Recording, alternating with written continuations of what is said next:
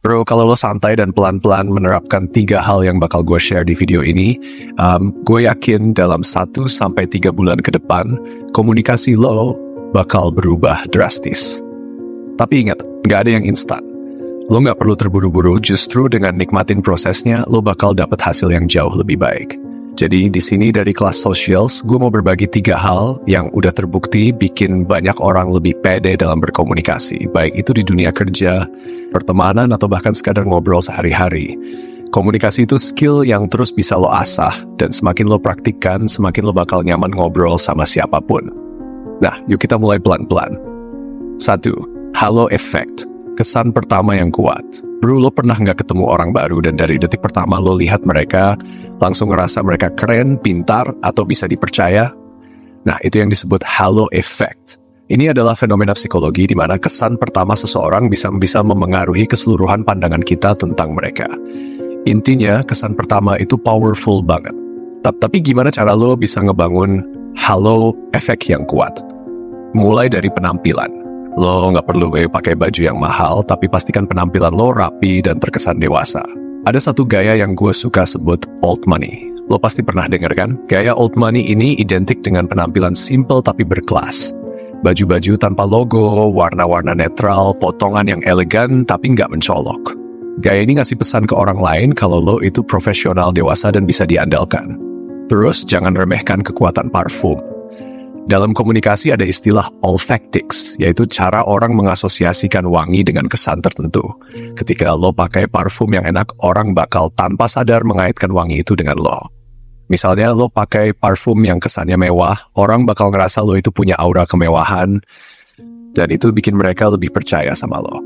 Selain penampilan, cara lo ngomong juga penting, bro. Hindarin kata-kata kasar, apalagi pas ngobrol sama orang yang baru kenal atau dalam situasi formal. Ngomong yang santai tapi sopan bakal ningkatin kepercayaan orang ke lo. Dan terakhir, pastiin lo fokus ke lawan bicara lo.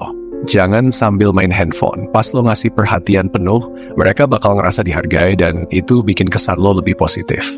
2. Amygdala law, membangun koneksi lewat kesamaan. Lo tahu nggak? Di dalam otak kita ada bagian yang namanya amygdala. Dan ini ngebantu kita ngebedain apakah orang di depan kita itu teman atau musuh. Secara psikologis, kita cenderung lebih nyaman dan terbuka sama orang yang punya kesamaan dengan kita. Nah, ini yang disebut amygdala law. Gimana caranya lo bisa bikin orang lain ngerasa lo teman? Sederhana bro, dengerin mereka. Tapi nggak cuma dengerin sekadar lewat, lo harus benar-benar ngasih perhatian ke apa yang mereka omongin. Dengerin perasaan di balik kata-kata mereka. Ketika lo jadi pendengar yang baik, lo bakal ngasih kesan kalau lo peduli, dan itu bikin orang ngerasa nyaman ngobrol sama lo. Langkah pertama, coba banyak bertanya tentang hal-hal yang mereka suka. Misalnya, lo lagi ngobrol sama kolega atau klien. Mulailah dengan hal-hal yang mereka passionate tentang. Kalau mereka senang ngomongin project tertentu, tanya lebih dalam soal itu. Tunjukin lo tertarik sama topik yang mereka suka, dan biarkan mereka yang banyak bicara. Semakin banyak kesamaan yang lo temukan, semakin mereka bakal ngerasa lo adalah bagian dari tim mereka. Selain itu, lo bisa juga mengaitkan pengalaman lo dengan mereka. Misalnya kalau mereka cerita tentang tantangan yang lagi mereka hadapi, lo bisa share pengalaman lo yang mirip. Ini bakal bikin mereka ngerasa lo paham dan bisa relate sama situasi mereka. Semakin lo bisa membangun kesamaan, semakin lo bakal dianggap teman-teman, bukan musuh. Ini kunci penting dalam komunikasi yang bikin hubungan lo sama orang lain jadi lebih kuat. 3. Praktik. Membangun kebiasaan lewat latihan. Yang terakhir bro, ini yang paling penting. Lo harus latihan. Teori tanpa praktik itu nggak bakal ngasih hasil maksimal. Makanya, gue tantang lo buat mulai sekarang. Selama 30 hari ke depan, ajak ngobrol minimal 2 orang setiap hari. Nggak perlu obrolan yang berat-berat. Cukup ajak ngobrol dengan niat ngebangun komunikasi yang lebih baik. Mulai dari hal kecil. Lo bisa bikin tabel sederhana di catatan atau di kertas. Bikin kolom untuk tiap harinya dan setiap hari tulis siapa aja yang lo ajak ngobrol. Perhatikan gimana lo merasa setelah ngobrol dengan mereka. Apakah lo udah menerapkan halo effect dan amygdala law dengan baik?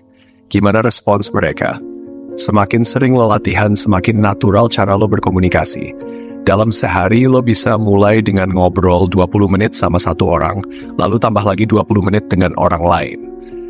Total cuma butuh 40 menit sehari buat investasi di skill komunikasi lo.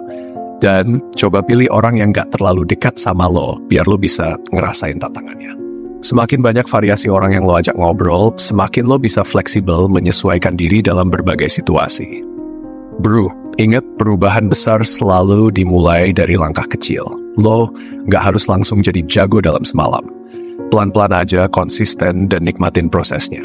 Setiap langkah kecil itu penting, dan kalau lo terus maju, gue yakin banget lo bakal ngerasain sendiri perubahan besar dalam cara lo berkomunikasi.